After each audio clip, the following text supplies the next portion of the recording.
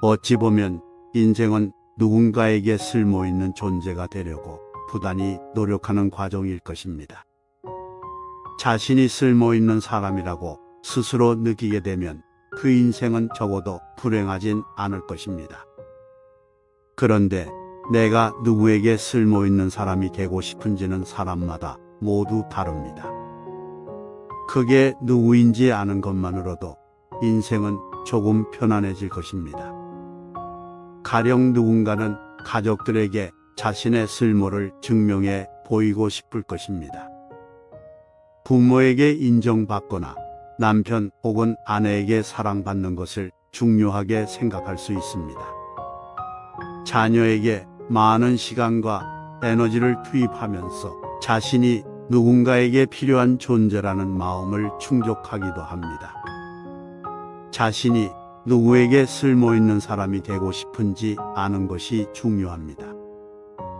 자신의 마음을 제대로 알지 못하면 인생이 허무하게 느껴질 거예요. 만약 안정적인 가정을 꾸리고 단아한 일상을 영위하는 데서 행복을 얻는 사람이 사회적 압력이 심한 직업을 가졌다고 가정해 볼게요.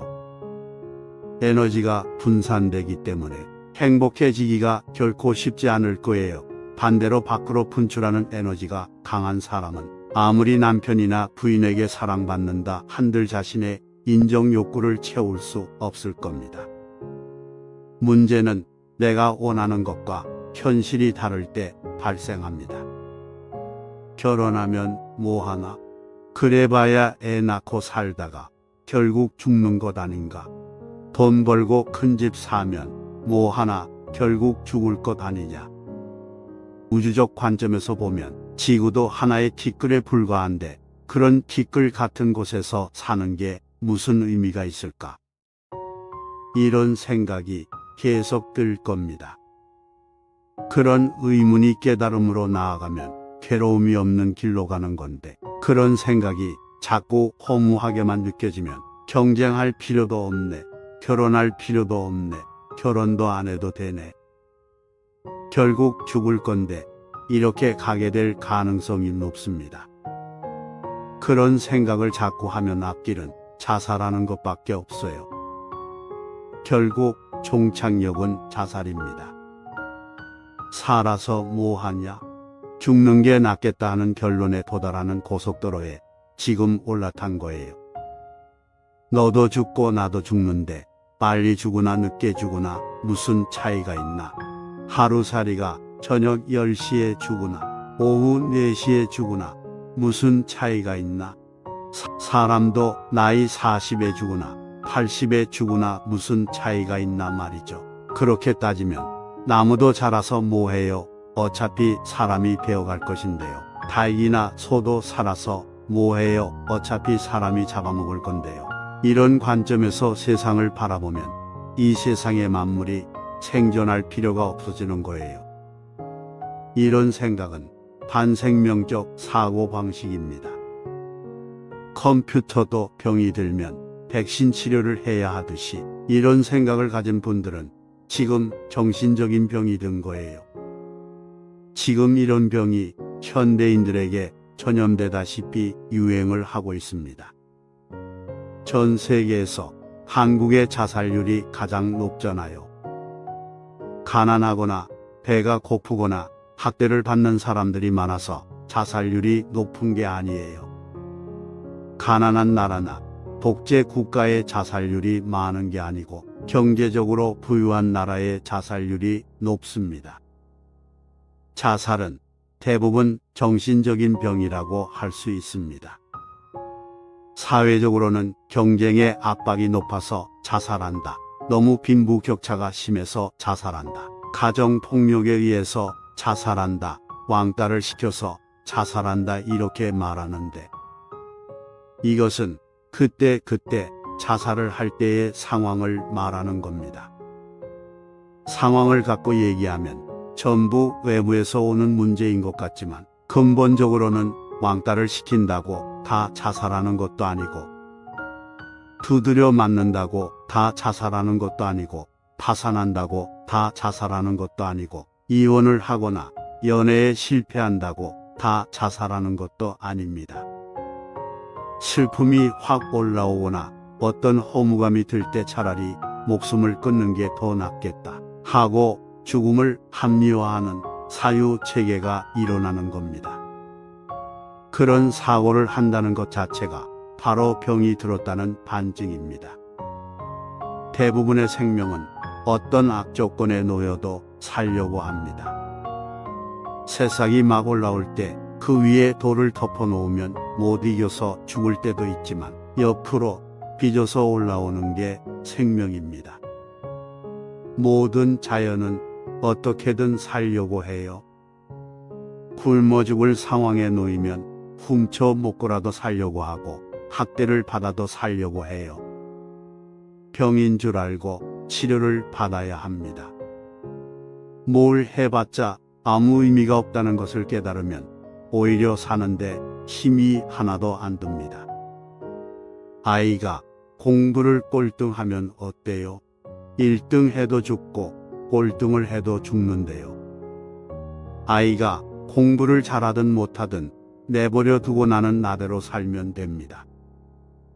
훨씬 자유롭게 살 수 있는데 그래서 제가 병이라고 말하는 겁니다. 그러니 괴로울 일이 없네. 이제 편하면 살면 되네. 죽을 때가 되면 알아서 죽을 거니까 일부러 죽을 필요가 없구나. 이렇게 생각을 한번 바꿔보세요. 살다 보면 온갖 사람이 다 있죠. 죽겠다는 사람하고도 우리는 웃으면서 대화를 해야 하는 거예요. 죽을 때 죽더라도 하루라도 웃어야죠. 풀 한 폭이 나는 것이나 나무 한 그루 자라는 것이나 토끼 한 마리 뛰어다니는 것이나 한 사람이 사는 것이나 모두 똑같아요. 아무런 차이도 없습니다. 그래서 일부러 죽을 필요도 없고 억지로 살려고 할 필요도 없어요. 그냥 인연 따라 살아가면 되는 거예요. 그러면 괴로울 일이 없습니다.